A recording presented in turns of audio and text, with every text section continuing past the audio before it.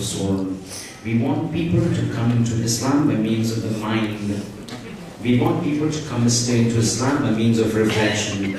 We want people to come into Islam realizing its reality and its truthfulness, not because we've been forced into coming into Islam. So having understood this, we need to realize the religion that we've got now is facing a very critical time in life. It has a phase in the current setup that is very critical. And this is what I want to explain to you. On the night before Ashura, where on a day the supreme sacrifice of Hussein takes place, unparalleled, no equal, without any sort of compromise. This individual goes and sacrifices his entire life, whatever he has for the sake of God. And this is where I want to lead you to. That what happened a couple of days or on the day before 28th of Rajab, where Hussein takes off from Medina to go to Makkah, converts his Hajj into Umrah, and moves from Makkah towards Kufa, eventually ending in Karbala for tonight, the Shab Ashur, and tomorrow morning, where everything goes away of Hussein. But what remains is the religion of God continues to remain. What I want to present before you today in the next 55 minutes. Okay, mine is the time for Masad, 50 minutes, 45 minutes. I want to present before you what took place, and you know how it was all kick-started. It all kick-started from the time that Yazid comes onto the throne, becomes the Khalifa, and then makes a demand, does mutalaba, that I want the bay'at of Hussein. The whole world does bay'at to me, I don't care. This is the bay'at, it is value to me. This is the bay'at I want. The whole world will turn away from me, I don't care. I can subjugate everyone. The hand and the head that I want is that of Hussein. Having started this process, a question could come into mind that this was probably a struggle that took place between Hussein and Yazid. So Yazid, when he comes, realizes there's an opposition to Hussein. Now says, I want to wipe away this opposition so that I have a carte blanche in terms of power over the entire caliphate, about the entire khilafah, and there's nobody to oppose to me. But this is not correct. Because this entire battle between Yazid and Hussein was summarized by Hussein, clarified by Hussein, explained by Hussein by one sentence. مِثْلِي لَا يُبَايِعُ مِثْلَ يَزِيدٍ. The likes of me will never do the bay'at of the likes of Yazid. He did not say, أَنَا لَا أُبَايِعُ يَزِيدٍ. I will not do bay'at of Yazid. He says, likes of me will never do the bay'at of the likes of Yazid. And this is where I want to take you back in time. You see, this conflict that took place in Karbala, in which a massacre took place, in which a tragedy took place, unparalleled in the universe, is because of the fact that, not because Yazid and Hussein fought. This was a fight that started long time back between Bani Umayyah and Bani Hashim. And see how it is taken, and how efforts were put into expedition to make sure that this event of Karbala is forgotten. And this is where I want to take you. The event of Karbala was endeavored to be forgotten on the plains of Karbala. It should have been forgotten. It should have been buried. It should not have come out of the boundaries of Karbala, but for two individuals, Zainab and Sajjad. But how it all unfolded, listen to this. From times immemorial, from traditional setup, the Bani Umayyah and the Bani Hashim were always at odds. And because of the superiority of the akhlaq and the behavior and the etiquette and the nobleness of Bani Hashim, they were always getting positions in society. It was always a sore eye, it was a thorn in the eye of Bani Umayyah. So Bani Umayyah with Bani Hashim was always at odds. Bani Umayyah would always try to play down Bani Hashim. They would always try to relegate Bani Hashim. But because something that is good will always stand up. This is the sunnah of God. Something that is good will always be elevated. This is the sunnah of God. Ja al-haq wa zahaq al-batil inna al-batila kana zahuqa. This is the sunnah of God. When something is batil, we'll never get superiority. Pay attention, because once I move to Urdu, then you will see how things move. They always, Bani Umayyah would always oppose Bani Hashim. Initially, it was a rivalry between two families, between two khandan. But the moment Islam came into the fold of Bani Hashim, Bani Umayyah was initially in opposition to Bani Hashim. Bani Umayyah was animous towards Bani Hashim. They harbored animosity and enmity towards Bani Hashim. But the moment Islam came into Bani Hashim, automatically, not only Bani Umayyah started to oppose Bani Hashim, they also started to oppose Islam.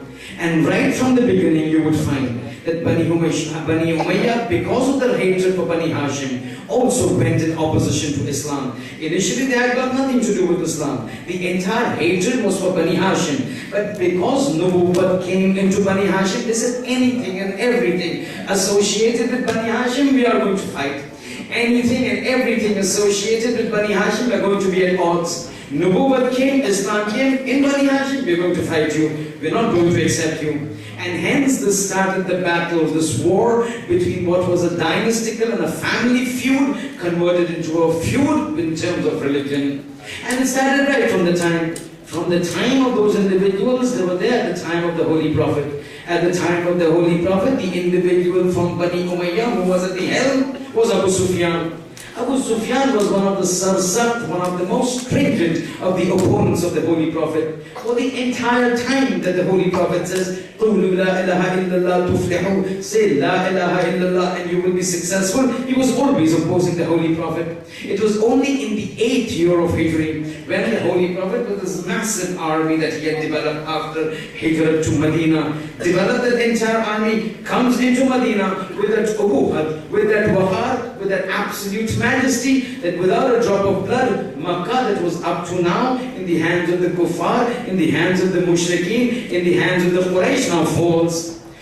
Because of the power of the Holy Prophet, the military power of the Holy Prophet, Abu Sufyan saw no option except to be hypocritical and accept Islam. See, I'm taking you to something, just bear with me, because you can't just jump into a sequence. You have to start right from the beginning to know how it all started, till you understand how it ended tomorrow.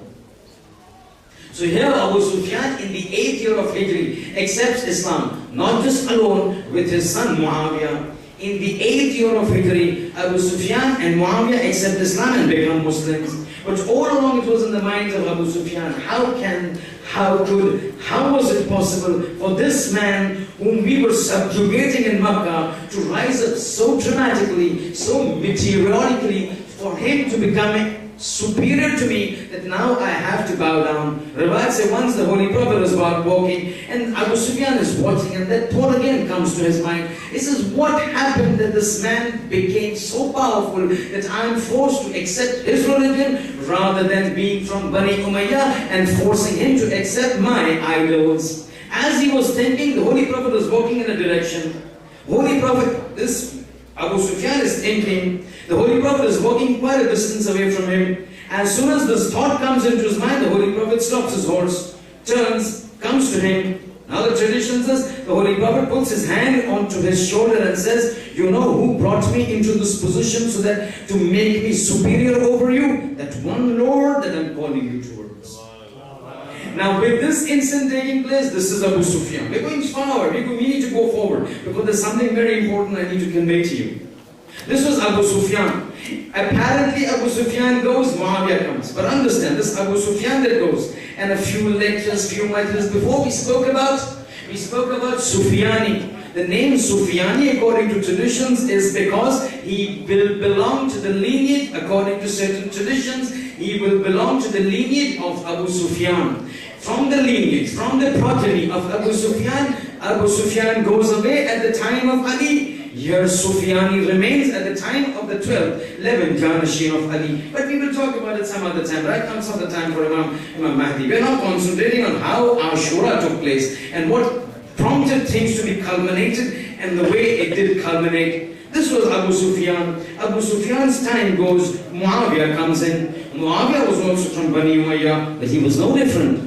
You know, Abu Sufyan, they were so much in search of power and so much in search of getting the hukumat and specifically ascendancy and dominance over the Bani Hashim, that once Uthman becomes the Khalifa, Uthman belonged to Bani Umayyah. Once Uthman became the Khalifa, Abu Sufyan goes to the graveyard of Bani Hashim, stands over the grave of Hamza. This Hamza is the same which is referred to in Ziyarat Ashura. When you will hear it's tomorrow in the Amal. Ziyarat Ashura will come again tonight because we are talking about Ashura. You cannot talk about Ashura without talking about Ziyarat Ashura. But listen, this man, Abu Sufyan, once Uthman becomes the Khalifa, comes to the graveyard of Bani Hashim, stands over the grave of Hamza and says, Hamza, for decades you were fighting with us and not giving us power. Today, with Uthman becoming the Khalifa, we have got the power in our hands like a ball and we're going to play with it and you're going to watch us see how we're going to play with it. When power comes into the hands of Bani Umayyah,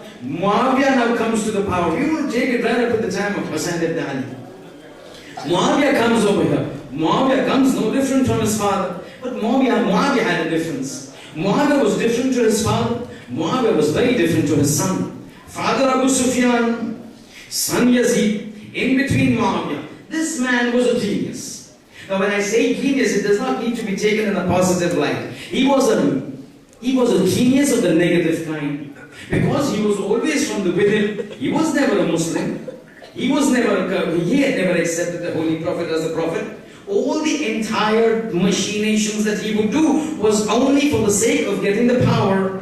All along it was that. But the thing that separated him out from Abu Sufyan and Yazid was the fact that he was intelligent. He knew if he had to rule over the people, he had to take the help of religion. All along, all throughout history, when people have personal motives and agendas and they want to achieve those personal motives and agendas, one of the best ways to take support of is religion.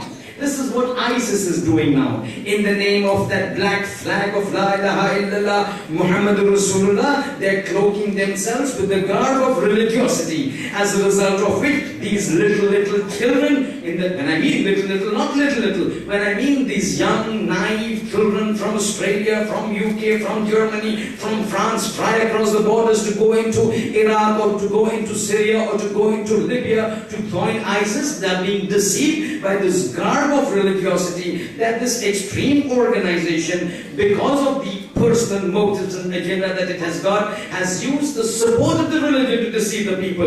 Same thing that Muawiyah did. Guys of very religiosity, long beard, in the hand there is tasbih, subhanallah, inshallah, mashallah, Fulan giving the credence to the people. This man is religious, but in reality he was not religious. There have been instances when people have come to him from Misr, because when he had proclaimed himself at the time of Ali was the Khalifa in Iraq and Hijaz. He had proclaimed himself, I've got nothing to do with Ali in Hijaz, I've got nothing to do with Ali in Iraq, I am the superpower in Sham. He was the superpower in Sham. He was the absolute power in Sham. He was the dominant power in Sham. He had overwhelmed the people of Sham with his absolute blitzkrieging of publicity, so much so that if I give you examples, you will also say, yes, this is an example of an absolute dominance of a man over individuals in that region. If I tell you, somebody were to tell a people, his subjects, that today is Wednesday, but I will lead Namaz al-Jum'ah today, and if the whole mosque becomes full, then you know he's got complete domination over the people. If he tells the people that just as you slaughter an animal, you have to face the Qibla, you have to have an iron knife, you have to take the name of God, and then facing the Qibla you slaughter an animal. Similarly, if there is a vegetable that you want to cut, you need to do the same thing. Turn towards the Qibla, take an iron knife, take the name of God and cut that vegetable. Only then that vegetable will become tahir for you, and when people will follow you, you know you've got complete control over the people. And this is what the people would do. They would take vegetables, turn to the Qibla, Bismillah, Hibabillah, iron knife, they would cut the vegetable just as they would cut up goats. Now you know this man has got complete control over not only their physical bodies, but even their mindset, because he's complete control. He says, I don't care what Ali is doing in Hijaz and Iraq. I am the superpower over here. When people from Misr would come to him, they would address him as, you know what? Assalamu alaikum ya Rasulullah. And this man would not tell them, Baba, I am not Rasulullah, I am the apparent representative of the Holy Prophet. But he would never say, he liked to hear those things, because he never believed in the Holy Prophet. He never thought that the Prophet was a prophet of God, the Holy Prophet was a prophet. Iman was not there in his eyes. Iman was not there in his heart. Iman was not there in his wudu. He liked people, call me Ya Rasulullah. People would say, they're calling you Ya Rasulullah. Let them call. So this was Muawiyah. Muawiyah goes, comes Yazid. Yazid was a person, senseless person. He had power, but he didn't have sense. He went straight hammer and tongs against Hussein. Then took place what took place in Karbala. But the problem that took place was, when Karbala took place, when Ashura took place, when Hussein was killed, now the people in the Bani Umayyah camp realized, after the whole thing was done, there's a massive problem in our hands. If this talk goes outside, we are in trouble. We are in trouble because now in the Josh, people do things. When the dust subsides, now people begin to think, wow, what has happened? Hussein ibn Ali killed with little children, with ladies, with women folk, ladies captured. These are the family of the island afterwards.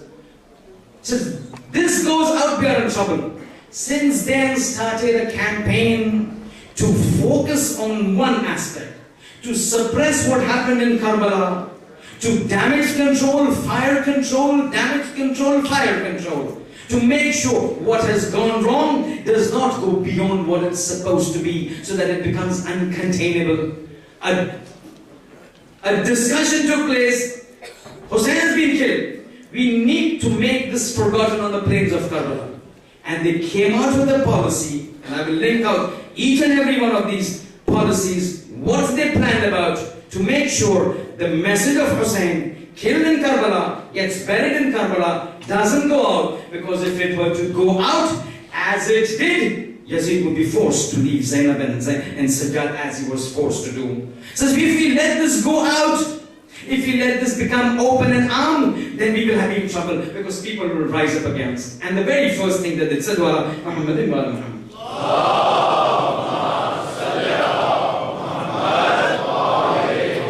The very first thing that they did. And this was something they would do with everyone. All the Imams faced it. But with Hussein it was different. And this is what I call personality bashing. Personality bashing means you take the personality of an individual and you bash it. You pollute it, you taint it. You taint it in such a way that then people don't give credence to, people don't give value to, people don't attach significance to that personality. This you see in today's world. No? Certain words had been coined before this purpose. Listen now, we need to be astute when we live in this part of the world, or wherever we live in. Certain words have been coined with a negative mindset. It brings about negative connotations. So for example, if I want to support a government, if there's a hukumah that I want to support, I will use the word government. But if there is a government that I don't like, then I don't use the word government, I use the word regime. The moment I use the word regime, it lacks authority. It becomes a government that is an illicit government. It becomes a government that is not regarded highly. Look it up in your newspapers, look it up in media. When a government is supposed to be respected, it's called the government of this country. And that then says, this is the Fulan regime. The moment the word regime comes, you know, now this government is not accepted. It's got a negative connotation. Same thing happened. Personality bashing of Hussein ibn Ali. He said, what do we do to mitigate the effects of what we did in Karbala? He says, bash his personality. Bash his personality, they did. Bash his personality, they did. First thing that they did was, this man that is standing up, moment you say he's Nawaz al-Rasul is a problem.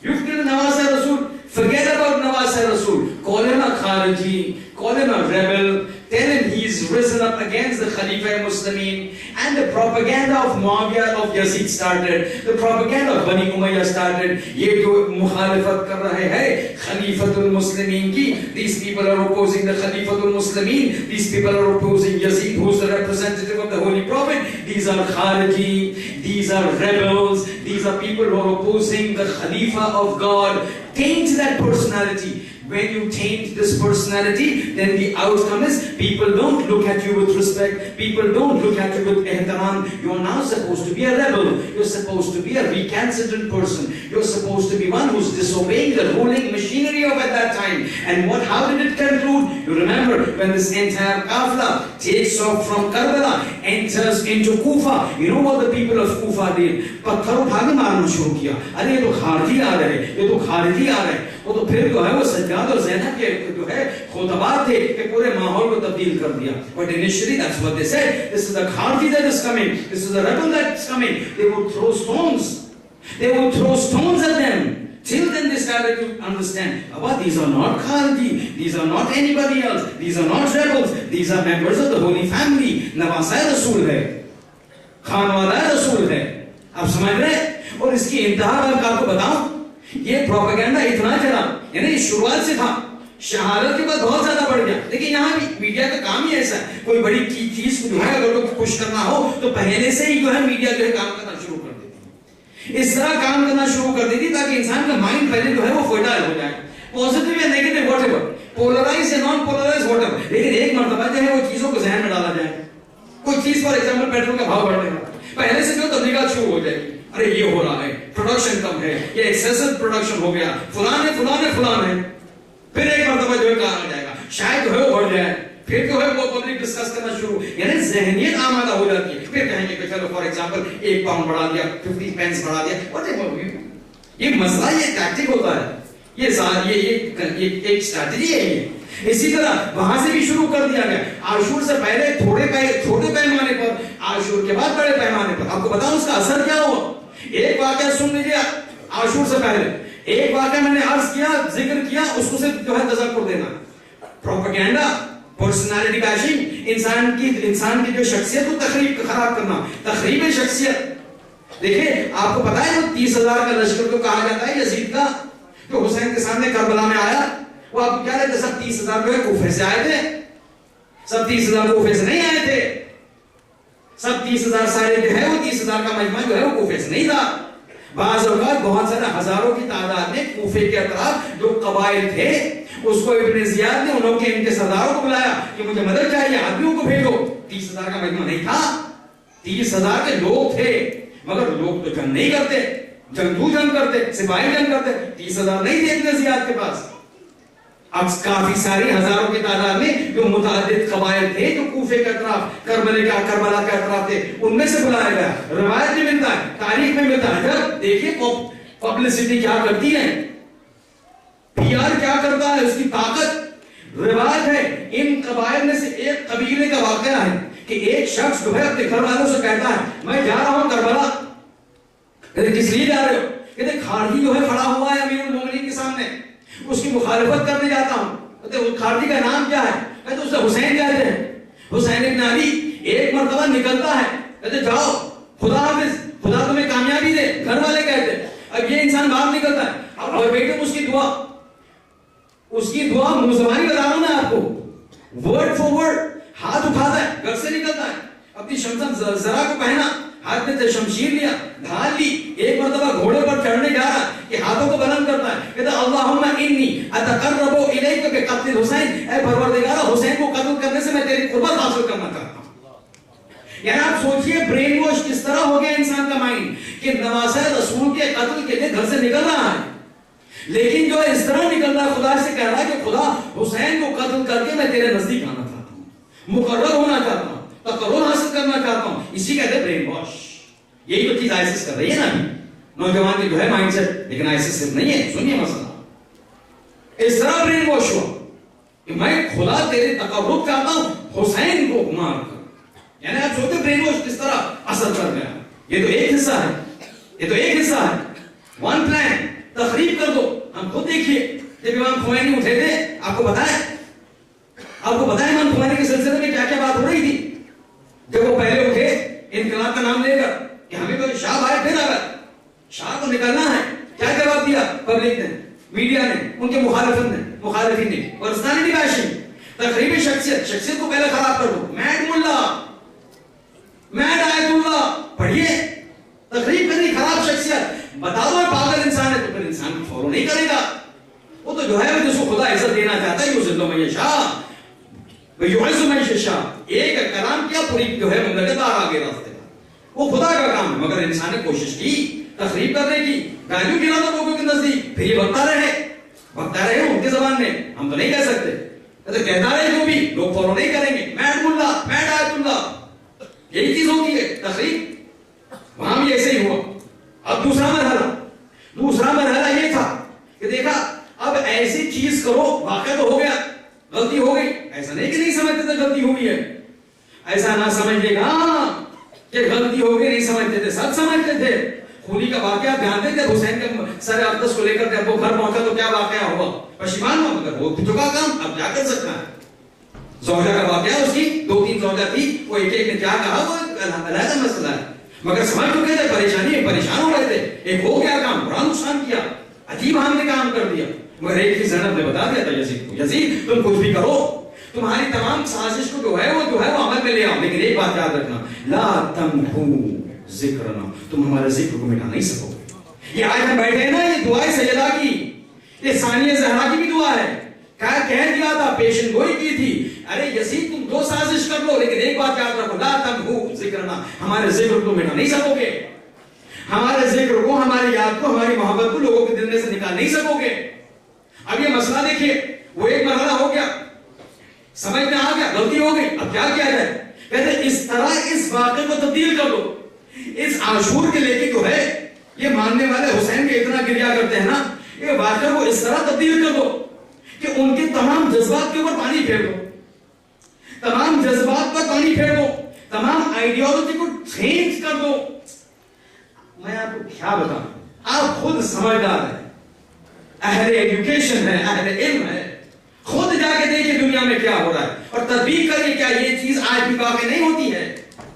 ایک مرتبہ پورے معاملے کو تبدیل کر دیا گیا، کیا کہا؟ کہتے اس طرح عاشور کو پھیلاؤ، روز عاشور کے سلسلے میں ایسی ایسی باتیں بتاؤ کہ وہ پورا جو حزن، عزاداری کا میننگ جو ختم ہو جائے، یہ اذان کو باقی رکھ رہا ہے، یہ جو ہے وہ گریہ ان کو جو ہے وہ قوت دے رہا ہے، وہ گریہ کو ہٹا دو۔ کیا کہا گیا؟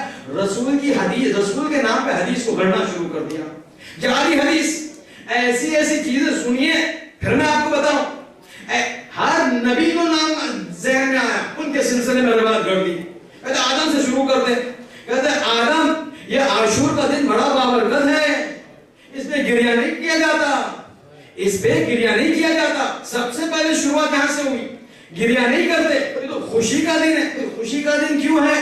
سنیے، خوشی کا دن اس لیے ہے کہ حضرت آدم کو جب جنت سے نکالا گیا تھا، خدا نے کہا کہ اب تم دنیا میں جاؤ، اب تم یہاں نہیں رہ سکتے، تو وہ دن جب حضرت آدم نیچے آئے تو بہت گریہ کیا، وہ پتہ ہے نا حدیث آپ کو، البکاؤن اربع، 4 لوگ ہیں کہ جس کو کہا جاتا ہے بکاؤن، بکا یعنی بہت ہی زیادہ گریہ کرنے والے 4 افراد، البکاؤن اربع، 4 لوگ ہیں کہ جو کائنات میں کہے جاتے ہیں کہ سب سے زیادہ رونے والے تھے، ان میں سے ایک حضرت آدم کا نام، کہتے آدم آگے اتنا گریہ کیا، اتنا جو ہے وہ توبہ کیا کہ ایک مرتبہ خدا نے، اب وہ وسیلہ چاہتا معصوم کا استعمال کیا، وہ الگ بات ہے، مگر اتنا گریہ کیا کہ ایک مرتبہ خدا نے کہا کہ آدم ہم نے تمہیں بخش دیا، کہتے جو دن آدم بخشے گئے وہ عاشور کا دن ہے۔ سنتے جائیے ابھی آپ، محمد والا محمد صلی اللہ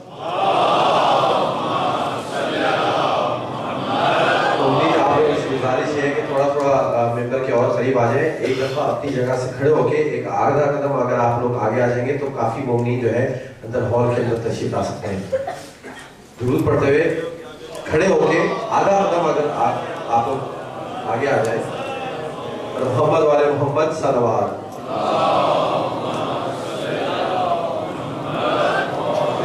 جزاک اللہ۔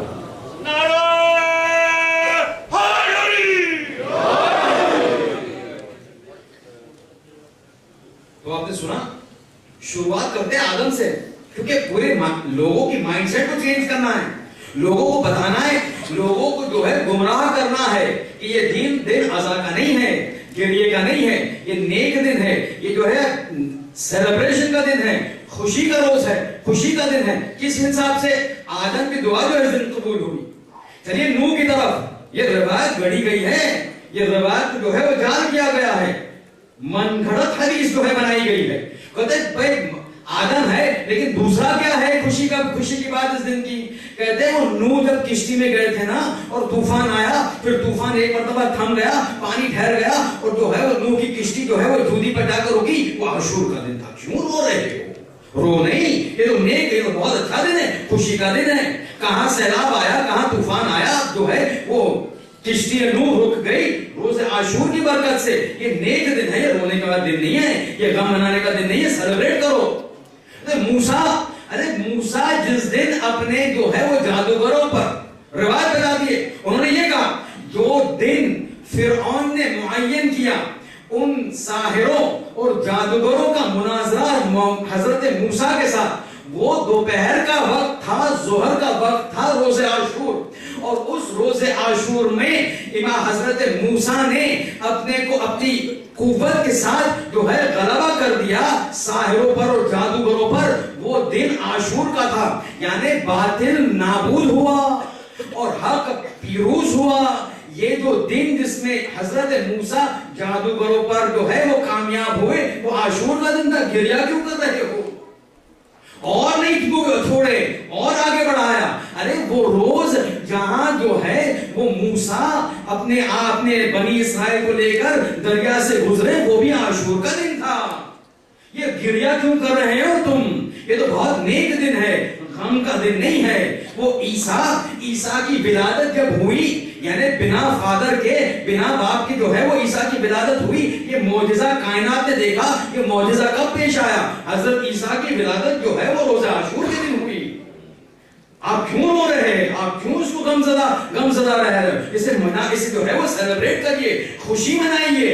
ہر چیز جو ہے عاشور کے نسبت. اور پھر جملہ کہتے, دیکھیے اسلام کا دستور ہے ہر نیک دنوں پر جو ہے وہ روزہ رکھنا مستحب ہے. اسی لیے کیونکہ یہ دن اتنا بابرکت ہے, اتنا خوشحالی کا دن ہے, اتنا جو ہے وہ اتنے سارے واقعات پیش آئے, خوشی کا دن ہے, روزہ رکھو. اس کی مخالفت میں ہمارے امام نے کہا خبردار نیت نہیں کرنا روزے کی, فاقہ رکھو. یہ فاقہ ہم رکھتے ہیں اس کے لیے. جو نہیں جانتا ہے سن لیجیے, یہ مخالفت کر رہے ہیں اہل بیت ان سازشوں کی. سازش کہا گیا یہ نیک دن ہے, خوشی کا دن ہے. ہر خوشی کے دن اسلام کہتا ہے روزہ رکھو. یہ کیونکہ خوشی کا دن ہے, سویرے سے لے کے رات تک روزہ رکھو. امام نے کہا خبردار اسے خوشی کا دن کہا, خبردار روزے کی نیت کی. روزہ نہیں رکھ سکتے. اگر جو کرنا ہے حسین کے ساتھ شریک ہونا ہے, فاقہ رکھو. یعنی آدھے دن کے لیے نیت کرو کہ میں کھانے پینے سے پرہیز کروں گا. نیت نہ کرو کہ میں روزہ رکھ رہا ہوں. نیت نہ کرو کہ میں آدھے دن کا روزہ رکھ رہا ہوں. آدھے دن کا تو پہلے روزہ ہے ہی نہیں اسلام میں. آپ دیکھ رہے ہیں کس منزل پر بات جا رہی ہے. اس کے بعد پھر وہ جملہ زیارت عاشورہ کا دیکھیے, بتایا زیارت عاشورہ کا بیان جب عاشورے کا ذکر ہو ناممکن ہے. ہذا یوم تبرکت بہ بنو امیہ وابن آکلۃ الاکباد اللعین ابن اللعین الذی لعن بلسانک ولسان نبی.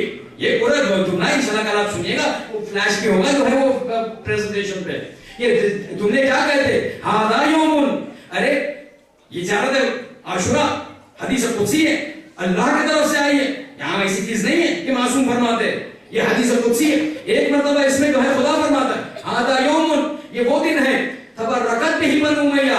بنی امیہ اس کو بابرکت سمجھتے ہیں, مبارک سمجھتے ہیں. آپ کو پتا ہے بنی امیہ کیا کہتے تھے؟ اپنے پورے جو ہے وہ ان کے زیر تسلط ہر جگہ میں یہ بیان کر دیا, کیونکہ روز عاشور اتنا مبارک دن ہے. نوح کے ساتھ یہ ہوا, ابراہیم کے ساتھ یہ ہوا, موسیٰ کے ساتھ یہ ہوا, عیسیٰ کے ساتھ یہ ہوا. یعقوب کی آنکھیں آ گئی, ہاں یوسف جو ہے وہ چاہ میں سے بچ کے نکلے. ایوب کی بیماری اس دن گئی. یہ سب میں کیا بتاؤں تمام انبیاء کے, یہ سب جو ہے وہ حدیث ملتی ہے, بتائیں گے آپ کو, کتابوں میں ہے ان کی. ایوب کی بیماری اس دن گئی, یعقوب کی آنکھیں اس دن آ گئی, یوسف جو چاہ میں گرے تھے اس دن جو باہر نکلے. یہ بہت خوشی کا دن ہے, خوشی منائیے, روزہ رکھیے, بہت بابرکت دن ہے. زیارت عاشورہ میں اس کا ذکر ہوا, ھذا یوم, یہ وہ دن ہے تبرکت بہ بنو امیہ. بنی امیہ اسے بابرکت سمجھتے ہیں, مبارک سمجھتے. پتہ ہے کیا کرتے تھے؟ کہتے ہیں کیونکہ یہ بابرکت دن ہے, نئے لباس پہنو, اچھے سے لباس پہنو, خوشی کا دن ہے, آنکھوں میں سرما لگاؤ, آنکھوں میں کاجل لگاؤ, نئے کپڑے پہنو, ولیمہ کرو, वलीमा करो, दावत दो, लोगों को बुलाओ। अरे इतना बाबरकत दिन, सब अंबिया के सिलसिले में हर जो चीज अच्छी हुई इस दिन हुई, मनाओ, खुशियां मनाओ। जो रोजा रखता है रोजा रखो, जो रोजा नहीं रख सकता है वलीमा मनाओ, दूसरों को बुलाओ, खुशी मनाओ। आप कितनी मर्तबा देखते हैं, हमने देखा, आपने देखा, हम जो है मातम करते हैं, हम मातम करते। कुछ लोग उर्स मनाते हैं, नहीं मनाते, उर्स नहीं चलता रहता। कहां से आया? ये वहां से आया, हदीस वहां की। आप सोचते होंगे ये कैसे हो सकता है कि हुसैन की शहादत हो गई और ये लोग जो है वो मेले में जा रहे, उर्स मना रहे। उनकी गलती नहीं है, हम नहीं कहते कि पूरी उनकी गलती नहीं है, तहकीक करना उनको चाहिए, मगर रिवायत इस तरह उनकी किताबों में आई कि ये खुशी का दिन है, रोना नहीं है, मौज मनाओ, ऐश करो, खुशी मनाओ, वलीमा रखो।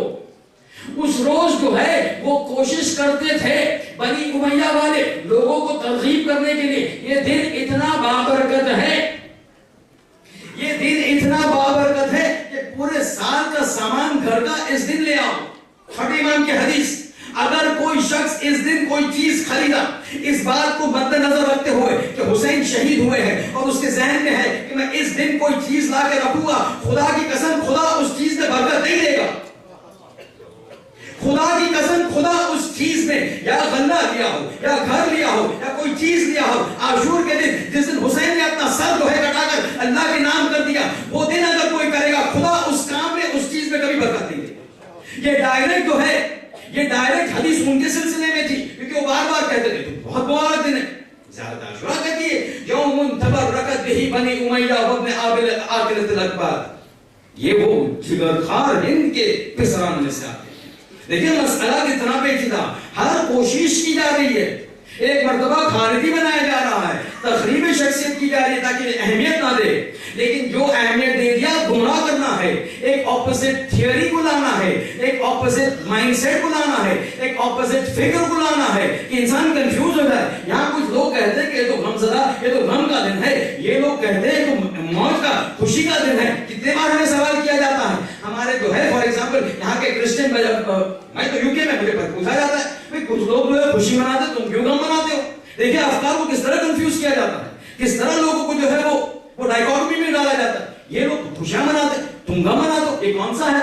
हर सभी का साल खुशी से शुरू होता है। ये भी मुसलमान अक्सरियत में है, ये खुशी मनाते, तुम अकलियत में हो, तुम जो है गम मनाते हो। यानी तुम्हें नहीं लगता कि कुछ प्रॉब्लम है दोनों के दरमियान? यानी दोनों के दरमियान कहने का मतलब ये, जरा तुम सोचो, अकलियत में हो, माइनॉरिटी में हो, पूरी दुनिया साल की इब्तिदा जो है खुशी मनाती, तुम गम मनाते हो। कहीं ऐसा तो नहीं कि तुम्हारे प्रॉब्लम है तुम्हारे मजहब में, तुम्हारे समझ में नहीं बात, कंफ्यूजन, ताकि जो है वो पूरा जो वाकया हुआ उसको दबा दिया जाए, उसकी इंपॉर्टेंस को कम कर दी जाए, उसकी इंपॉर्टेंस को जो है दबा दिया जाए।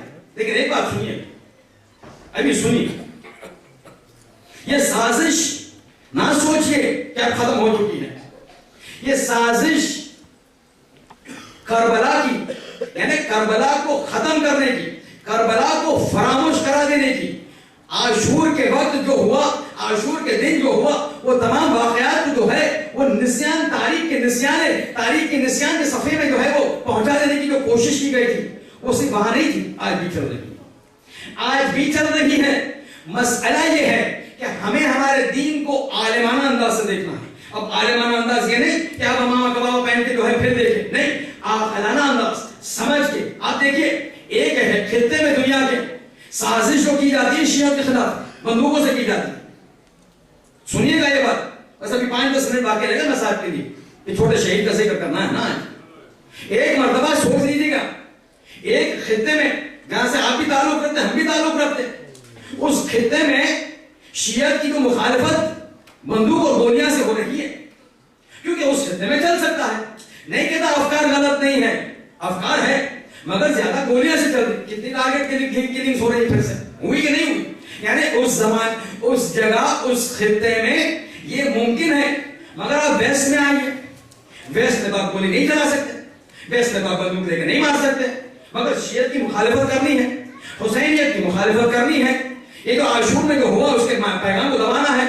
हर वो शख्स इसकी जो पैरव है वो खतरे में है, मगर यहाँ बंदूक नहीं चल सकती, यहाँ गोलियां नहीं चल सकती। तो फिर क्या किया जाए? कहते तो गोलियों को रखो, गोलियों को रखो, गोलियां मारोगे, एक शख्स मरेगा एक गोली से, ہم تمہیں ایک ایسی گولی دیتے ہیں, ایک ایسی بلٹ دیتے ہیں کہ ایک نہیں, ایک سے جو ہے وہ سینکڑوں مر جائیں گے. کیا کہتے جان نہ لو, ایمان لے لو, جان نہ لو, ایمان لے لو. ایسے افکار کو جو ہے ان ویسٹ غربی نشین لوگوں میں شیعت میں ڈالو تاکہ جو ہے وہ جو جذبہ آزاداری ہے وہ نکل جائے. افکار ڈالو, خود وارد ہو جاؤ. آپ کو پتا ہے مکے میں جو رسول کے جو دشمن تھے وہ ایک الگ قسم کے دشمن تھے, مدینے میں جو دشمن تھے الگ قسم کے دشمن. مکے میں کیونکہ ظاہراً رسول خدا کمزور تھے تو دشمن سامنے آ کے مقابلہ کرتے تھے. ابو جہل آ جاتا, ابو لہب آ جاتا, ابو سفیان آ جاتا. مگر مدینے میں جانے کے بعد رسول کبھی ہو گئے, ملٹری بڑھ گئی. اب دیکھا سامنے ڈائریکٹ کانفرنٹیشن نہیں ہو سکتا, تو مکے میں رسول خدا کے دشمن کون؟ مشرکین. مگر مدینے میں دیکھا اتنی قوت ڈائریکٹ نہیں کر سکتے, کہتے ہیں اندرونی حصے میں کرو. کون؟ منافقیت, نفاق. بتاؤ مسلمان ہے لیکن ایسی باتیں کرو, اندرونی اندر سے کھا جاؤ. اسی لیے قرآن کہتا ہے کفار ایک طرف, ماننے والے جو نہیں ہیں ایک طرف. ان المنافقین فی الدرک الاسفل من النار, سب سے بدترین لوگ منافق ہیں, کیونکہ مسلمان نما ہے, مسلمانوں کے درمیان جاتے ہیں اور مسلمانوں کو کھوکھلا کرتے ہیں. یہی چیز ہو رہا ہے غرب میں. کہتے ہیں یہاں جو ہے گولیاں نہیں چلے گی, ویسٹ کام کو نہیں چلا سکتے, افکار ڈالو. اس لیے آپ اتنی بار دیکھتے, کتنی بار جو دیکھتے, ہم خود سن چکے مجالس میں جو ذاکر نما افراد ایسی باتیں تصریح کرتے ہیں ہمارے بچوں کو کنفیوز کرنے کے لیے. ہم نے خود نے سنا حسین کیسے مر سکتے, حسین نہیں مرے, حسین زندہ ہے, حسین زندہ ہے, حسین مر نہیں سکتے. بھائی آپ کی دلیل کیا ہے, آپ کی دلیل کیا کہ حسین نہیں مر سکتے؟ دیکھیے وہ ابراہیم اور اسماعیل کا واقعہ وہ بھی ایک ضب ہے, یہ بھی ایک ضب ہے. وہاں جب اسماعیل کا گلا کٹنے والا تھا, ابراہیم کاٹنے جا رہے تھے اور جو ہے وہ چاقو کو چلایا گردن پر, تو چاقو اثر نہ کی کیونکہ خدا نے روک دیا. پھر دمبا آ گیا, بکری آ گئی, بکرا آ گیا, جو بھی ہے. مگر وہاں جو ہے ابراہیم جو ہے شہید کرنا چاہ رہے تھے, یعنی قربانی دینا چاہ رہے تھے, مگر اسماعیل کا گلا نہ کٹا. ارے حسین تو افتخار فخر اسماعیل ہے, جب اسماعیل کا گلا نہ کٹ سکے تو حسین کا گلا کیسے کٹے گا؟ حسین نہیں مرے, حسین مرے نہیں ہیں. آپ کو پتا ہے روایت میں کیا ملتا ہے, روایت میں کیا ملتا ہے ان کی طرف سے, جو مخالفین کی طرف سے, حسین شہید نہیں ہوئے, حسین شہید نہیں ہوئے. حضرت عیسیٰ کی طرح ان کو جو ہے آسمان میں اٹھا دیا گیا. پھر مرنے والا کون تھا؟ کہتے ہیں مرنے والے کے ساتھ کوئی واقعہ ہوا جو حضرت عیسیٰ کے ساتھ ہوا. حضرت عیسیٰ میں ہمارا عقیدہ ہے ما قتلوہ یقینا, کہ یقیناً جو ہے خدا کہتا ہے قرآن میں مارا نہیں گیا ہمارا حضرت عیسیٰ, ہم اس کو اوپر اٹھا لیے. اس وقت کیا کہا گیا, کسی کی شکل پر, حضرت عیسیٰ کی شکل کسی اور پر آئی اور لوگوں نے اس کو اٹھا لیا, سولی پر چڑھا دیا, سری پر چڑھا دیا. کہتے ہیں یہی چیز ہو گئی. ایک شخص تھا جس کا نام تھا حنظلہ ابن اسعد شامی, یہ شخص تھا, مارا گیا, حسین نہیں, مارا گیا یہ شخص. کیسے مارا گیا؟ کہتے ہیں حسین کی صورت اس حنظلہ ابن اسعد شامی کے چہرے پر آ گئی, لوگوں کو لگا یہ حسین ہے, اس کو شہید کر دیے. حسین مرے نہیں ہے, حسین کو خدا نے آسمان میں لے گئے. جب آخری زمان میں جب عیسیٰ اترے گے تب ساتھ میں حسین اترے گے. یعنی کیا مطلب یہ ہے کہ پورے واقعے عاشورہ پر اتنے کوئسچن مارکس ڈال دو کہ بچہ اور نوجوان جب سمجھنے آئے تو اتنا کنفیوز ہو جائے, کہتے چھوڑو یار یہ تو بہت بڑی بات ہے, سمجھ بھی نہیں آتا کیا ہے. آپ کو پتا ہے مسئلہ کیا ہے؟ مسئلہ یہ ہے, لگنے کے لیے تو بہت اچھی بات ہے, بہت شوگر کوٹڈ نظر آتا ہے, شیرین نظر آتا ہے. ارے اسماعیل جب ذبح نہ ہو سکے تو حسین کیسے ذبح ہو سکتے ہیں؟ حسین تو جو ہے فخر اسماعیل ہے, مگر سمجھتے نہیں ہیں. ہمارے بچے, ہمارے افراد آ کے ہم سے پوچھتے ہیں, سمجھتے نہیں ہیں یہ سازش ہے محرم اور سفر کے عزا کو کم کرنے کی, محرم اور سفر کے عزا کو کم کرنے کی. ارے جب حسین مرے ہی نہیں تو گریہ کیوں کر رہے ہو؟ حسین مرے ہی نہیں تو ماتم کیوں کر رہے ہو؟ حسین مرے ہی نہیں تو کیوں جاتے ہو کربلا میں لبیک یا حسین؟ سازش آپ دیکھ رہے ہیں, کس طرح کی سازش. پھر تو ہے وہ باتیں پھرتی آ رہی. ارے حسین اگر تو ایسا ہے تو علی تو اور ہو گئے, علی تو اور بڑے ہیں, ارے علی کو کوئی کچھ نہیں کر سکتا. پھر ہم سنتے افراد کہتے ماشاء علی, انشاء علی. یہ مسئلہ کیا ہے؟ علی کو ربوبیت کی طرف لے جانا. ارے چھوٹے امام نے کہا دو انسان اس بات کرے. اس زمانے میں مغیرہ نام کا ایک شخص تھا, اسی قسم کی بات کرتا تھا.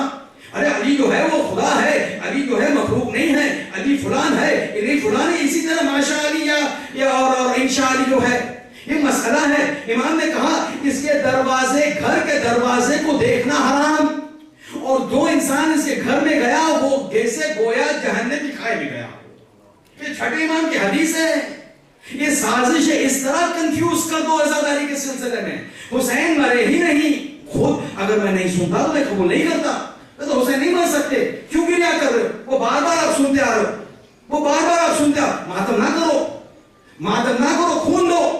خون کیوں نہیں دیتے؟ خون دینا ہے نا. خون دو. ماتم کیوں کرتے ہو؟ ارے بھائی ہم خون بھی دیں گے ماتم بھی کریں گے.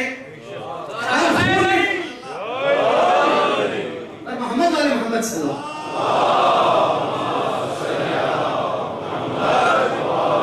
ہم خون بھی دیں گے ماتم بھی کریں گے. مگر نہیں, یہ ہضم نہیں ہوتی ان کی بات. کہتے ماتم نہ کرو.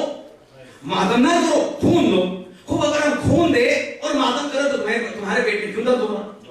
نہیں. مگر نہیں, یہ سازش ہے. سازش یہ نہیں ہے کہ آپ خون دیجئے کیونکہ جو غریب افراد جن کو خون کی ضرورت ہے ان کو مدد ہو. یہ حکم نہیں ہے. یہ نظریہ نہیں ہے. یہ انٹینشن نہیں ہے. انٹینشن یہ ماتم بند کرو. انٹینشن یہ ہے کہ حسین مرے نہیں, عزاداری کو روک دو. حسین مرے نہیں. یہ سب چیزیں جو باتیں نکلتی ہے کنفیوز کرنے کے لیے. میرا رول آف دا تھم آپ کو یہ ہے. میں تو چلے جانے والا 2-3 دن کے بعد. آپ کو یہاں رہنا ہے. وہاں بھی پریشانی ہے, یہاں بھی پریشانی ہے. وہاں بھی یہ افکار, یہاں بھی یہ افکار. بندوق نہیں چل سکتی یہاں. افکار چلانا ہے. بندوق, ایک بندوق کی گولی سے ایک انسان مر سکتا ہے, مگر ایک زہرآلود افکار سے 100 نوجوان گمراہ ہو سکتے ہیں. یہ ابھی یہ سازش کرتی آ رہی. اسی لیے میں کہہ رہا ہوں ہمارے دین کو عاقلانہ سمجھنا ہے. ہمارے دین کو جو ہے عقل کے ذریعے سمجھنا ہے. آپ کو مثال دو. سب سے بہترین طریقہ میں آپ کو بتاؤں. وہ تو امام خمینی نے جو ہم نے کہا نا اپنے علماء, ان کی بات اگر تو کنفیوز ہو جائے کبھی بھی ان سلسلے میں کنفیوز ہو جائے. ماتم کروں نہ کروں, صحیح ہے نہیں صحیح ہے, ماتم کی جگہ خون دینا نہ دینا, یا خدا کے ربوبیت تک علی کو لے جانا, حسین کو لے جانا. جس سے یہ روایت ہے حسین کو اٹھا لیا گیا آسمانوں میں, زندہ ہے. کیوں رو رہے ہو؟ یہ رونا بند کرو. دنیا میں فٹ بال دیکھو, دنیا میں کرکٹ دیکھو. یہ کیا رو رہے ہو؟ سازش ہے عزاداری کے خلاف. سب سے بیسٹ طریقہ رول آف دا تھم میرے طرف سے, بڑا بھائی چھوٹا بھائی جو بھی آپ سمجھ لیجیے, مگر وہ تجربہ ہے, 24-25 سال کا تجربہ ہے, تحقیق کرتے ہیں, ایسا نہیں کہ کوئی لفاظی کرتے ہیں. ایک رول آف دا تھم, اگر کبھی شک میں ہو کہ کوئی چیز غلط ہے یا صحیح, اتنے سارے افکار, اتنے سارے کوشچن مارک, عقائد کو خراب کرنے کی کوشش, اگر کبھی کنفیوژن میں آ جائے, سب سے بیسٹ طریقہ علماء کی سنت پر چلو. علماء کیا کرتے ہیں؟ اگر علماء نے کچھ کیا آپ کریے, علماء نے نہ کیا آپ نہ کریں. مگر ہر ایرے گرے علماء نہیں. آپ میری بات نہ سنیے, میں تو بہرحال طالب علم ہے چھوٹا سی, نہ سنیے, مگر کچھ علماء کی تو بات آپ سن سکتے ہیں نا. سنیے واقعہ, ان کو فالو کرے تو پھر جو ہے ٹرائیڈ اینڈ ٹیسٹڈ اینڈ کامیاب. ہم بھی فالو کریں گے something that is tried, something that is tested, something that is کامیاب, وہ کامیاب, ہم بھی کامیاب ہو گئے. سنیے واقعہ زیارت ناہیہ. تھوڑی دیر زیادہ ہو جائے تو پریشان نہیں ہوگی. ہاں بس محمد والے محمد صلی اللہ علیہ وسلم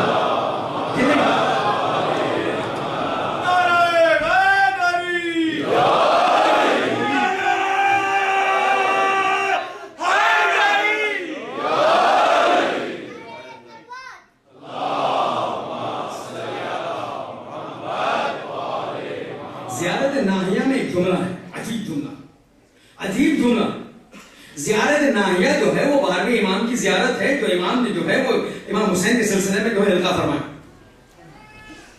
ایک مرتبہ ایک جملہ ہے, اگر بی معرفت انداز میں وداؤٹ معرفت آپ اس کو پڑھیے گا تو سمجھ میں آئے گا کہ بس یہ امام نے مجازن بات ہے. جملہ کیا ہے؟ امام کہتے کہ اے میرے جد بزرگوار, آپ کے مسائل پر میں اتنا غمزدہ ہوتا ہوں لَأَنْدُبَنَّكَ مَسَاحًا وَصَبَاحًا, کہ میں آپ پر سویرے شام گریا کرتا ہوں. چلیے یہ تو سمجھ میں آ گیا, یہ تو ہم بھی کرتے ہیں. اب دیکھیے کل سویرے سے لے کر رات تک ہم کرتے رہیں گے. لَأَنْدُبَنَّكَ صباحًا وَصَبَاحًا مساءً, سویرے سے شام سے, سویرے سے شام, شام سے سویرے ہم جو ہے جد بزرگوار ہم آپ پہ جو ہے گریا کرتے ہیں, ندبہ کرتے رہتے ہیں. صحیح بات ہے. پھر ایک جملہ کہتے ہیں وَلَأَبْكِيَنَّ بَدَلَ الدَّمْعِ دَمًا, اے میرے جد بزرگوار، آنسوؤں کی جگہ پر میں آپ کے لیے خون روتا ہوں، آنسوؤں کی جگہ پر میں خون روتا ہوں. یعنی آنسو نہیں نکلتے، خون نکلتے ہیں. اب ہمارے جیسے میرے جیسے جو اس کا ایمان جو ہے وہ ابھی سطحی ہے، کہے گا کہ امام یقیناً مجازن بتا رہے ہیں، یقیناً مجازن کہہ رہے ہیں، اس لیے خون نکلنا آنکھوں میں سے مگر یہ ممکن ہے. یعنی امام کا کہنا ہے کہ میں اتنا غمزدہ ہوتا ہوں، اتنا مجھے درد ہوتا ہے کہ خون جیسے آنکھوں سے نکلتا ہے. آیت اللہ العظمی محسن الحکیم رحمت اللہ علیہ مرحوم، کسی نے ایک اس زمانے میں زعیم الحوزہ تھے نجف کے حوزہ میں، یعنی یہ آیت اللہ خوئی سے پہلے جو زعیم تھے، جو سرپرست حوزہ نجف تھے، سید محسن الحکیم، ان کے پاس ایک آدمی آتا یہ جملہ لے کے، آقا زیارت ناہیہ میں امام کہتے کہ میں جو ہوں، اے میرے جد بزرگوار، آپ پر جو ہے میں آنسو کی جگہ جو ہے وہ خون رو رہا ہوں. یہ صحیح ہے کہ مجازن ہے؟ ایک مرتبہ آقا جو ہے وہ چشمہ پہنے ہوئے تھے، عینک پہنے ہوئے تھے، ایک مرتبہ نکالا رومال نکالا، رونا شروع کیا. حسین کا نام آیا نا، حسین کا نام آیا. ایک مرتبہ محسن الحکیم صاحب رونا شروع کرتے ہیں. اب روتے روتے جو ہے رومال کو ہٹایا، وہ شخص کی حیرت کی انتہا نہ رہی. اب جو دیکھا کیا دیکھا، ارے آنسو نہ تھے، خون تھے، خون کے قطرے تھے. ارے ایک عام انسان معصوم تو ہے نہیں نا، سادات صحیح مگر معصوم تو ہے نہیں. جب وہ معصوم خون نکال سکتا ہے تو کیا امام خون نہیں نکال سکتا آنکھوں میں سے؟ دیکھیے یہ میں بتا رہا ہوں، یہ ایسے افراد کو آپ جو ہے فالو کریں. ہر وہ آ کر ممبر پر بیٹھ کر کچھ کہہ گیا جس بیکاز امامہ پہنا ہے، وہ سبب نہیں بنتا کہ بہت فیض بات کہہ رہا ہے صحیح ہے. یہ افراد کو تصریح کیا گیا ہے، افراد کو تصریح کیا گیا ہے. کتنے سارے امامہ والے جو ہے وہ گمراہ کر رہے ہیں، انفارچونیٹلی مجھے کہنا پڑا، انفارچونیٹلی. مگر کیا کرے، تقاضا رسول ممبر رسول کا کہ بیان کرنا پڑ رہا ہے. آپ کو پتا ہے آیت اللہ خوئی کے سلسلے میں سنیے، ابھی آج دیر ہو جائے تو ہو جائے مگر سنیے. مسئلہ یہ ہے، وہ رول آف دا تھم میں بتا رہا ہوں، کبھی کنفیوژن آ جائے اپنے علماء کی سیرت کو دیکھیے. محسن الحکیم حسین کا نام آ رہا، آنکھوں پر لگا رہے رومال، اشک کی جگہ جگہ پر جو ہے آنسو کی آنکھ کے خون کے قطرے. یعنی کیا بتا رہا، یہ انسان اتنا سمجھ چکا ہے حسین کے غم کو اور مشن حسین کو کہ جو ہے وہ آنسو نہیں نکل رہے، خون نکل رہے. ایک مرتبہ مرحوم آیت اللہ خوئی، سنیے یہ واقعہ، یہ محرم اور سفر جو امام خمینی نے کہا نا کہ ماں ہر چے داریم از محرم و سفر داریم، جو بھی اسلام نے پایا ہے یہ محرم اور سفر کی وجہ سے پایا، وگرنہ کوئی کیا چیز ہے، یہ محرم اور سفر ہے اسلام کی روح. یعنی کیا، یعنی حسین کربلا اور اربعین ہے حسین کی روح، اسلام کی روح. یعنی کیا، یعنی حسین ہے اسلام کی روح. واقعہ سنیے گا پھر مسائل کی منزل پر چلیں. ایک مرتبہ مرحوم آیت اللہ خوئی کہ ایک نمائندگان بہت ہوتے ہیں ان کے، ایک نمائندہ کہتا ہے کہ ایک مرتبہ ایسے ہوا کہ میرا جانا ہوا نجف میں ماہ محرم کے درمیان، محرم کے درمیان جو ہے مجھے جانا پڑا. پہلی بار ایسا واقعہ ہوا ہے کہ جو ہے مجھے آقا سے ملنا پڑا محرم کے درمیان. ایک گھر میں گیا، دیکھا عجیب کیفیت. اس وقت نجف جو ہے وہ گرمی کے دور سے گزر رہا، عجیب گرمی تھی وہاں. آپ جانتے ہیں، ابھی سنیے گا آپ مسائل، عراق کی بات ہوگی، سرزمین کربلا کی بات ہوگی. یعنی اتنی گرمی تھی، لیکن عجیب حیرت یہ ہوئی کہ جب میں آقا کو دیکھا تو آقا جو ہے سر سے لے کے پیر تک سب چیز سیاہ پہنے تھے، سب چیز سیاہ، امامہ سیاہ، ٹوپی سیاہ، ردا سیاہ، قبا سیاہ، دشداشہ سیاہ. حتیٰ کہ گرمی کی وجہ سے انہوں نے اپنا بٹن کھول چکے تھے تو اندر جو بینین تھا نا، ویسٹ گندھی جو بھی زیر پوش آپ کہتے ہیں، وہ بھی سیاہ، پیر میں جوراب سیاہ. اب یہ نمائندہ کہتا میں پریشان ہوں، اتنی گرمی کا عالم اور گھر میں بیٹھ کر آقا جو ہے وہ اتنے سیاہ، سر سے لے کے پیر تک سیاہ. تو کہتا میں جرت جو ہے وہ اختیار کیا، جوان کیا پوچھا آقا خوئی یہ مسئلہ کیا ہے، اتنی گرمی میں آپ کے سر سے لے کے پیر تک جو ہے وہ سیاہ پوش ہے، تو آپ نہیں لگتا کہ آپ کو زیادہ گرمی ہوگی؟ تو کہتے ہیں آقا نے عجیب جملہ دیا، جواب دیا. کہتے ہیں آقا نے کہا مجھ سے کہ ماں ہر چداری مجھے ہر وہ چیز ملی ہے اس دنیا میں اس کالے کپڑے کی وجہ سے. اب سنیے, ہر چیز جو مجھے نصیب ہوئی ہے نا ان کالے کپڑوں کی وجہ سے. تو نمائندہ کہتا ہے کہ آقا میں سمجھا نہیں. اب وہ کھڑے تھے تو آقا کوئی کہتے بیٹھ میں تمہیں سکھاتا ہوں, تمہیں بتاتا ہوں, تمہیں تشریح دیتا ہوں. مطلب میری ولادت ہونے والی نہیں تھی, کیونکہ میری اماں جو تھی, اب ان کے والد صاحب جو تھے وہ نامی جو ہے وہ ذاکر تھے, علماء میں سے تھے, مرد تقلید نہیں تھے. سید علی اکبر خوئی, سید علی اکبر خوئی سید ابو القاسم خوئی کے پدر, سید ابو القاسم خوئی جس کی بات ہو رہی ہے, ان کے پدر, ان کے والد بزرگوار سید علی اکبر خوئی کہتے ہیں میرے بابا نے مجھے بتایا جب میں ولادت ہو گئی کہ جو ہے ماں کو جو ہے شکم میں بیٹا بچہ ٹھہرتا نہ تھا, یعنی کنسیو ہو لیکن بچہ ٹھہرے نہیں, بچہ ہوتا ہی نہیں تھا, بس 2 مہینے 3 مہینے 4 مہینے کے بعد بچہ گر جاتا تھا. اب میرے والد صاحب جو ہے وہ نامی ذاکر نامی جو ہے وہ مجلس پڑھنے والے, ہر بار مجلس میں, محرم کی مجلس میں وہ کہتے ہیں اگر تو تمہیں کچھ چاہیے تو در حسین, کوئی چیز چاہیے در حسین پہ جاؤ, رد نہ ہوگی. جو چیز چاہیے وسیلہ لو, توسل کرو, مانگو خدا سے, مگر حسین کا واسطہ دے. کہتے ہیں ہر بار جو ہے مجلس میں ہوں. ایک مجلس میں عجیب واقعہ ہے, مجلس پڑھ کے اسی انداز کچھ چاہیے در اہل بیت, کچھ چاہیے در حسین. ممبر سے اترتے تو ایک خانم آتی ہے, ایک عورت آتی ہے. اب ممبر سے نکلتے باہر نکلے امام باڑہ سے, جو بھی حسینیہ واقعہ جاتا ہے, ایک مرتبہ نکلتے تو ایک عورت آتی ہے, کہتے ہیں آقا آپ ممبر میں مجلس تو اچھی پڑھتے ہیں, ممبر پر مجلس تو اچھی پڑھتے ہیں, ہم کو نصیحت کرتے ہیں کہ خدا کے پاس سے کوئی چیز چاہیے تو در حسین کے پاس جاؤ. آقا آپ کے پاس تو فرزند ہے نہیں, ہمیں نصیحت کرتا ہے کبھی آپ بھی عمل کر لیجیے. دیکھیں کبھی کبھی انسان غلط بول دیتا ہے, وہ کہتے ہیں نا کہ زبان میں ہڈی نہیں ہوتی, ایک دفعہ حرکت کرنے لگتی ہے تو پھر وہ کہتے رہتی. کہتے آقا سب کو نصیحت کرتے ہیں, آپ خود حسین کے پاس مانگے آپ کے لیے فرزند, آپ کے پاس تو فرزند نہیں ہے. اب یہ گھر پر پہنچی, اتنا ان کو شدید جھٹکا لگا, موڈ پورا آف ہو گیا. گھر پہنچے, زوجہ نے دیکھا عجیب حال, کیا بات, ایسے ایسے ہوا. اب زوجہ سمجھتا صحیح تو کہا اس نے, صحیح تو کہا اس نے, مگر ٹرائی کرو, نظر کر لو. اب آقا خوئی کہتے, آقا خوئی کے والد صاحب کہتے سید علی اکبر خوئی, میں نے اپنی زوجہ سے کہا, میں نے تمہاری امی سے کہا, اب سید علی ابو القاسم خوئی سے جو ہے وہ نقل کر, میں نے تمہاری امی سے کہا بھئی اتنے پیسے نہیں ہے میرے پاس کہ میں کچھ نظر کر سکوں, نیاز کر سکوں, پورے مجمع کو بلا سکوں. آپ دیکھیے جب عورت فہیم ہوتی ہے نا, فہیمہ, تو پھر یہ فائدہ ہوتا ہے. کہتے دیکھو پیسے کی ضرورت نہیں ہے, کچھ ایسی نظر کر لو کہ جس سے تمہاری محبت حسین کے لیے ظاہر ہو جائے, کچھ ایسی نظر کر لو. ایسے تم بتاؤ, ایسے ایک کام کرو, حسین کی نسبت جو ہے محبت بیان کرنی ہے نا, مگر پیسے بھی نہیں ہے, تو ایک کام کرو, ایک نظر کر لو کہ اس اگلے سال محرم میں, یا جو قریب محرم آنے والا ہے, نظر کر لو 2.25 مہینے, اول محرم سے لے کے جو ہے ربیع الاول, سر سے لے کے پیر تک, حتی جراب تک اور زیر پوش تک, سب میں کالا پہنوں گا, حسین کے کام میں نظر. دیکھیے حسین کون سی چیز کو قبول کرتے نہیں سمجھ میں آتا.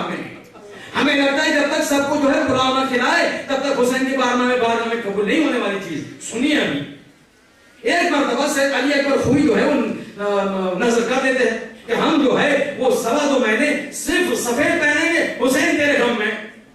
ایک مرتبہ ہوا, 2.25 مہینے نکل گئے, 2.25 مہینے پہنے, 2.25 مہینے کا ختم ہونا کہ ایک دن گھر لوٹے تو زوجہ نے خوشخبری دی, خدا کی طرف سے کچھ آیا ہے, یا رحمت ہے یا نعمت ہے پتہ نہیں, مگر جو ہے آثار نظر آتے ہیں, خوشی کا عالم. ارے ماشاءاللہ نہیں ہو رہا تھا مگر آ گیا, ماشاءاللہ. لیکن ڈر ہوئی ایسا نہ ہو 2 مہینے گزر جائے, 3 مہینے گزر جائے, جو ہے پھر گر جائے اور پریشانی ہو جائے گی.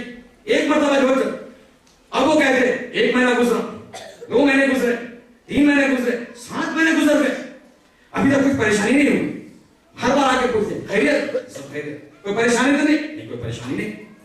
ایک مرتبہ رات کو سوئے, اب یہ کہتے علی اکبر خوئی کہتے, آگاہ خوئی کے فوالد بزرگا کہتے ایک رات میں سویا, رات کو 12 بجے کے بعد دروازہ کس نے کھٹکھٹایا. اب میں دیکھ رہا ہوں رات کے 12 بجے نجف اشرف میں کیا مسئلہ ہے, حوضہ بند ہو چکا, کیا مسئلہ. دروازہ کھولا, دیکھا میرا ایک شاگرد کھڑا, اسٹوڈنٹ. السلام علیکم. وعلیکم السلام. فارمیلٹیز ختم ہو گئی, کہتے آپ ایک سوال کرنا ہے مجھ سے. تو آقا کو لگا رات کو اسٹوڈنٹ مطالعہ کر رہا ہوگا, کوئی پریشانی آ گئی, سمجھ میں نہیں آ رہا, تو پوچھنا ہے تو پوچھو, کوئی فقہ مسئلہ ہے, نہیں فقہ مسئلہ نہیں. عقائد کا مسئلہ بھی نہیں ہے. کیا ہے آپ کے بارے میں پوچھنا ہے, رات کو 12 بجے تو میرے گھر پر آ تو میرے بارے میں پوچھنے کے لیے خود کے بارے میں مسئلہ کیا ہے, آگے بس سے جواب دے دیجیے. کیا آپ کی زوجہ جو ہے وہ باردار ہے, کیا پیٹ میں کوکھ میں پیٹ میں بچہ ہے؟ اب رات کو 12 بجے کسی کا اسٹوڈنٹ آ کے یہ سوال کرے. ایک مرتبہ سید علی کھوئی کرتے اپنے بیٹے سے, میں تو چھکا گیا, کہتے ہاں وہ بچہ ہے. پھر وہ سوال کرتا, آگا ایک اور سوال کرو. کہتے کیا؟ کہتے 7واں مہینہ ہے, 7واں مہینہ ہے. اب جو ہے وہ سید علی اکبر کھوئی چھکا گیا. کہتے میرا دماغ چکرا گیا, یہ کون سا شاگرد ہے میرا, مجھ سے پوچھ رہا ہے میری اہلیہ کے بارے میں, کتنے مہینے ہے کہ نہیں؟ کہتے ہاں ہے, مگر تجھے کیسے پتا چلا؟ اب سید علی اکبر خوئی کا یہ پوچھنا اور وہ شاگرد پھوٹ پھوٹ کر رونے لگا, پھوٹ پھوٹ کر رونے لگا. کہتا مسئلہ کیا ہے, تم میری گھر کی اندرونی بات جو میں کسی کو نہیں بتایا, میری زوجہ اور میرے علاوہ یہ بات کسی کو نہیں پتا, تو آ کے مجھے ان چیزوں کے بارے میں پوچھ رہا ہے, اور اب جب میں تجھ سے پوچھ رہا ہوں کہ تجھے کیسے پتا چلا, تو ہو رہا مسئلہ کیا ہے؟ کہتا ہے آقا مسئلہ یہ ہے کہ میں ابھی آدھی رات ہوئی نا, میں کہوں تقریباً 8:30 9 بجے سو گیا, مطالعہ کر کے سو گیا. خواب میں نے دیکھا بس عنقریب ابھی کچھ دیر پہلے خواب سے اٹھا بس فوراً آپ کے پاس چلا آیا. تو مسئلہ کیا ہے؟ کہتے ہیں خواب میں نے دیکھا کہ اللہ کا رسول میرے سامنے آیا ہے, مجھے اٹھا رہا ہے. کہتے جاؤ تمہارے استاد سید علی اکبر خوئی سے کہنا کہ جو بچہ جو تمہارے زوجہ کے پیٹ میں ہے, جو آج کی تاریخ میں 7 مہینے کا ہے, ان سے کہو کہ جو ہے ہم اس کی حفاظت کریں گے, یہ بچہ جو ہے مرنے والا نہیں ہے, ہم اس کی حفاظت کریں گے. اور ان سے کہہ دینا یہ اس فعل کی جزا ہے کہ جو تم نے نظر کیا میرے حسین کے لیے, جو حسین کے لیے نظر کیا, یہ اس نظر کی جزا ہے. ہم تمہیں ایک بیٹا عطا کریں گے, یہ بیٹا جو ہے ہم اس کو محفوظ رکھیں گے. اور اپنے استاد سے کہنا کہ اللہ کا رسول کہہ رہا ہے کہ اس کا نام ہمارے نام سے مشابہ رکھنا, ہماری کنیت ابو القاسم, اس کا نام بھی ابو القاسم رکھنا. ہم اس کو دنیا میں لائیں گے, اس کو شہرت دیں گے, اس کو فقہ سکھائیں گے, اس کو عالم بنائیں گے, اس کو مرجع وقت بنائیں گے, عزت دیں گے, شہرت دیں گے, صرف اس لیے کہ تم نے سوا تو میں نے حسین کے نام پر کالے کپڑے پہنے. آپ سمجھ رہے ہیں یہ دو سازشیں جو ہے وہ چل رہی ہے عزاداری اور حسین کے نام کو مٹانے کی, یہ آنسوؤں کو مٹانے کی. یہ ہے ہمارے علماء جو tried and tested and successful. پھر آقا اسے کہتے ہیں اے فلان جو بھی میرا وجود ہے ان کالے حسین کے کپڑوں کی وجہ سے. آپ سمجھ رہے ہیں, مگر یہ حسین کی قربانی آپ کو دیکھنی ہے نا, بے کسی ہے حسین. ارے مجانی تو مفت میں تو کچھ نہیں ملتا. آج نبی تاریخ ہے, چھوٹے شہید کا ذکر ہو, چھوٹے مجاہد کا ذکر ہونا ہے, مگر خبردار کبھی چھوٹے شہید کے ذکر کو چھوٹا نہ سمجھے. ابھی شام کو مجلس کی ایک جملہ بس وہی کامنٹ, اس کے بعد تو پھر مسائل ہوگا. کہتے ہیں حوض علمیہ قوم کے بانی جو تھے نا شیخ عبد الکریم حائری. شیخ عبد الکریم حائری کسی پریشانی میں مبتلا ہو, چارہ نظر ہی نہیں آ رہا, اتنے پریشان, چارہ نظر ہی نہیں آ رہا. ایک مرتبہ امام زمانہ نے پیغام پہنچا شیخ عبد الکریم حائری کی مرتبہ عجیب مؤسس حوض علمیہ قوم, آج جو حوض علمیہ قوم ہے اس کے مؤسس, پیغام پہنچا تھا اے شیخ عبد الکریم حائری اگر پریشانی میں گھر جاؤ اور کوئی راہ حل نظر نہ آئے تو سب چیز کو چھوڑو, میرے اصغر کا مسائل پڑھو, اصغر کے مسائل کو پڑھو. امام زمانے کی نصیحت ہے شیخ عبد الکریم حائری. اصغر کے مسائل کو چھوٹا نہ سمجھے گا, شہید چھوٹے ہے, مقام بڑا بلند ہے. شب عاشور کا واقعہ سنیے. شب عاشور ایک مرتبہ آدھی رات کا وقت ہے,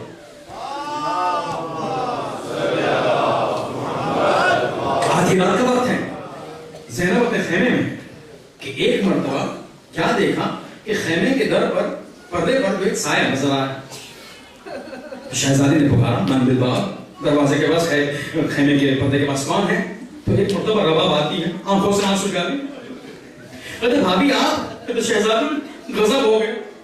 کہتے کیا یہ آدھی رات کی بات ہے، شب عاشور آدھی کی رات، ہاتھوں کو جوڑا، کہا شہزادی غضب ہو گئے. کہتے کیا مسئلہ ہے؟ کہتے شہزادی میرا اصغر چلا گیا دنیا سے، میرا اصغر مر گیا. تو ایک مرتبہ زینب نے کہا بھابی یہ کیسے ہو سکتا ہے؟ کہتے میں ابھی ابھی دیکھ کر آئی ہوں، مجھے یقین ہے میرا اصغر دنیا سے چلا گیا. زینب نے کہا بھابی یہ نہیں ہو سکتا، بھیا میرے سامنے فہرست شہیدوں کی فہرست لکھی ہے، اس میں اصغر کا بھی نام ہے. آج اصغر شہید نہیں ہو سکتا، اصغر کو کبھی شہید ہونا ہے. یعنی آپ سمجھے مسئلہ کیا تھا. آج رات 12 بجے کا وقت ہے اور اکبر کی یہ کیفیت ہے کہ ماں خود دھوکہ کھا جائے کہ میرا بچہ زندہ ہے کہ مر گیا. اب رات کو اگر اتنی نحافت ہے، اتنا نحیف ہو چکے اصغر، اب یہ رات 12 بجے سے دوسرے دن 12 بجے اور تقریباً 3-4 بجے کے آس پاس جو ہے شہادت واقع ہوئی. یعنی 16 گھنٹے کے بعد اصغر کی کیا حالت ہوئی ہوگی. ارے ماں سے بہتر تو کوئی بچے کو نہیں جانتا، ماں خود دھوکہ کھا گئی. تو یہ حالت 16 گھنٹے پہلے کی ہے تو 16 گھنٹے کے بعد کیا ہوگا؟ ارے یہ سرزمین کربلا ہے، دانا ڈالو زمین پر تو بھون جائے. آپ سمجھ رہے ہیں اصغر کی کیفیت. ایک مرتبہ جو ہے کہتے بھائی اصغر نہیں مر سکتے، اصغر تو شہید ہونا ہے کل. ایک مرتبہ سویرے نمودار ہوئی، جنگ چھڑی. اب جو ہے وہ فاسٹ فارورڈ کرنا کیونکہ جو ہے بس کچھ ہی منٹ باقی رہ گئے مسائل تمام کرنے، پھر زحمت تمام. ایک مرتبہ جو ہے جنگ چھڑی، ایک کے بعد ایک رفتہ رفتہ سب شہید ہوتے گئے، آخر میں علمدار چلے گئے. اب ایک مرتبہ جو ہے کمر تھامے، سنا ہے نا کل آپ نے، اے عباس آپ کے تمہارے جانے سے میری کمر ٹوٹ گئی. ایک مرتبہ الان ان کا سر ظاہری جو ہے کمر کو پکڑے ہوئے. ایک مرتبہ دائیں دیکھا کوئی نظر نہیں آیا، بائیں دیکھا کوئی نظر نہیں آیا. اب جو ہے حسین ٹیلے پر چڑھتے ہیں اور وہ آواز استغاثہ بلند کرتے ہیں. حسین نے جو استغاثہ بلند کی 3 جملوں میں کی، سنیے گا اصغر کا مقام سنیے. 3 جملوں میں کی. پہلے کہا حل من ناصر ینصرنا، ارے کوئی ہے نصرت کرنے والا کہ جو میری نصرت کرے.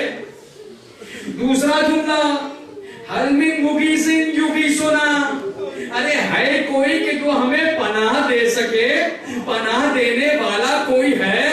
ارے آپ کیا سنے، ارے جب نصرت کے لیے پکارا تو کچھ جواب نہ آیا، جب مغیثن پناہ کی بات آئی تب اصغر نے کچھ نہ کہا. پھر ایک مرتبہ تیسرا جملہ، ارے حل بن ذات بن یذوب عن حرم رسول اللہ، ارے کوئی ہے جو زینب کی چادر کی حفاظت کرے.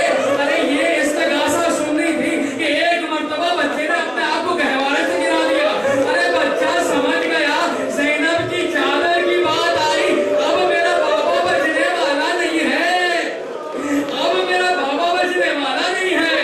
گرا دیا زمین پر. اے بابا ایک اور آپ کا سپاہی باقی ہے، بھول تو نہ گئے نا، وعدہ کر کر لائے تھے مدینے سے، مدینے سے وعدہ کر لے آئے تھے جہاد پہ لے جاؤں گا. آقا بابا بھولیے گا نہیں. ایک مرتبہ جب اصغر نے اپنے آپ کو گہوارے سے گرا دیا، سب بیویاں رونا شروع کری، رونا شروع کیا. ایک مرتبہ حسین آتے، کیا بات ہے، بات کیا ہے؟ کہ بھیا یہ ہوا جیسے آپ نے کہا. اصغر نے اپنے آپ کو گہوارے سے گرا لی. ایک مرتبہ حسین کہتے لاؤ میرے بچے کو، لاؤ شاید میں پانی لے گا. سنیے گا یہ مسائل انشاءاللہ، کلیجہ پکڑ پکڑ کر روئیے گا. ایک مرتبہ کہا مجھے اصغر لاؤ، اصغر کو دیا. اصغر کو لے کے اب جانے لگے کہ ایک مرتبہ رباب نے کہا سرکار ذرا مجھے اصغر کو دے دیجیے. زین حسین نے کہا کیا بات ہے؟ کہتے ذرا دے تو دیجیے. ایک مرتبہ لیا، خیمے کے اندر گئی. اب تھوڑی دیر کے بعد جب اصغر کو لے کر آئی تبدیل ہو گیا اصغر. ارے بال میں کنگھا کر لیا، سینے کو پلٹ دیا، ارے رومال کمر پر باندھ لیا. اب کہتی ہے اے آقا میرے اصغر کو لے جائیے، میرا اصغر مجاہد ہو گیا. ارے جہاد کے لیے جا رہا ہے نا، میرا بیٹا مجاہد ہو گیا. رباب نے دیا، حسین چلے. آپ رباب کو جانتے کون ہے؟ رباب سنیے گا، یہ جو مادر असगर है ना, मकान कुछ कम नहीं है। पता है रबाब कौन है? रबाब इमरुल कैस की बेटी है। इमरुल कैस उस जमाने में अरब का सबसे बेहतरीन तीरंदाज, इतना बेहतरीन तीरंदाज कि आंख बंद करके निशाना ले तो तीर निशाने पर लगे। रबाब इमरुल कैस की लौती बेटी, एक तन्हा बेटी। अब बाप इतना फनकार तीरंदाज में, तमाम तीरंदाजी का फन रबाब को सिखा दिया। रबाब बेहतरीन अंदाज से तीरंदाजी कर सकती है, तमाम फन तीरंदाजी रबाब को सिखा। कौन सी तीर कौन सी चीज के लिए इस्तेमाल होती है, कौन सी तीर कौन सी चीज के लिए इस्तेमाल होती है।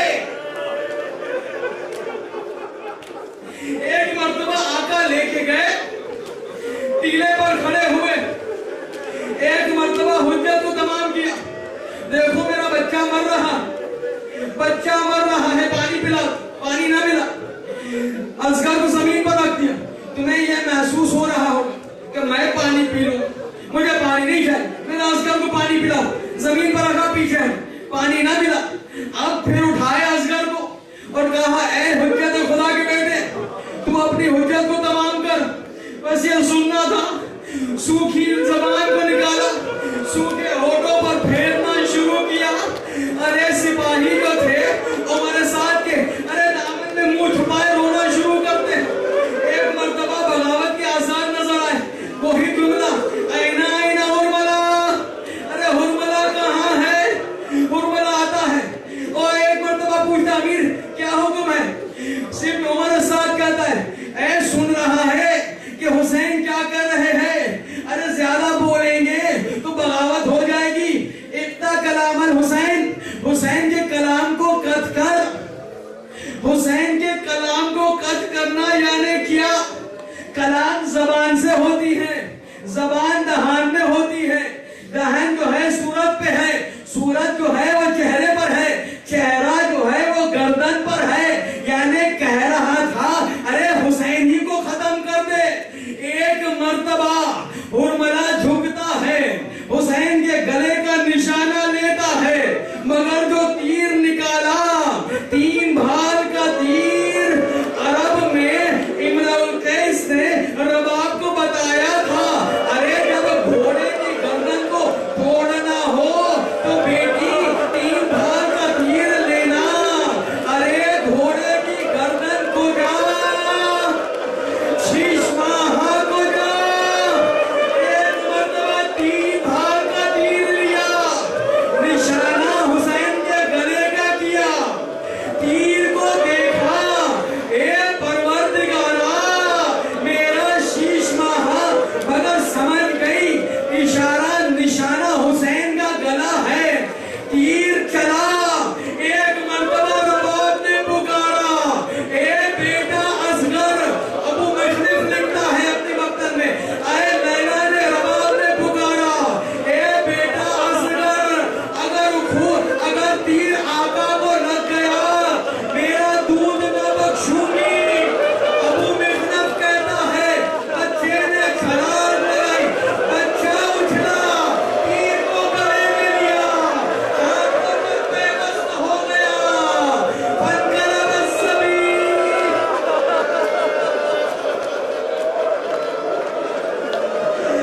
फनकलब अस्सबी अला यदै हुसैन, हुसैन के हाथों पर बेबस हो गया। अरे एक मर्तबा बच्चे को निकाला, यहाँ का तीर यहाँ, हुसैन क्या करे? अरे आसमान राजी नहीं, जमीन भी राजी नहीं, खून को लिया, चेहरे पर मला, लाशा उठाया। अब हुसैन क्या करे? इन्ना लिल्लाह व इन्ना इलैहि राजिऊन, रिज़न क़ज़ाइही तस्लीमन लिअम्रिही। अरे 7 मर्तबा रबाब को कैसे दिखाऊं, पीछे मख्तल में कैसे जाऊं? 7 मर्तबा आगे, 7 मर्तबा पीछे, एक मर्तबा दिल को थामा, कमर को कसा, एक मर्तबा नजदीक जाते हैं खेमे से। सुनिएगा, सुनिएगा बस कुछ लम्हे, खैमे के नजदीक जाते हैं। आपको पता है ना, जब असगर को लेकर निकले थे तो क्या कहा, शायद असगर को सैराब कर लाऊं, शायद असगर को पानी पिला कर ले आऊं। ये कह के गया था शायद पिला कर लाऊं, शायद शराब करके लाऊं। एक मर्तबा खैमे पर आए, इतनी हिम्मत ना हुई, यानी ना मौका की नजाकत को देखकर खैमे में ना गए, बाहर खड़े हैं, जनाज़ा लाशा असगर का अबा के दामन के नीचे है। अब जो है खैमे के दर पे आते, कहता रबाब अपनी अमानत को ले लो। असगर को ले आया, जैसे कहा अब पहले रबाब ना आई, एक 4 साला बच्ची दौड़ती हुई आई, सकीना दौड़ती हुई आई, बाबा के दामन से लिपट गई। एक जुमला कहा, ए बाबा असगर प्यारा था ना, इसीलिए पानी पिला लाए। सकीना प्यासी रह गई, दामन उल्टा, असगर को देखा। अब सकीना ने कुछ न कहा, मुड़कर जाती है, ए अम्मा मेरा भैया मारा गया, यहाँ से तीर यहाँ से निकला, ए मेरा शीश कहा भाई, ए अम्मा मारा गया, इन्ना लिल्लाह व इन्ना इलैहि।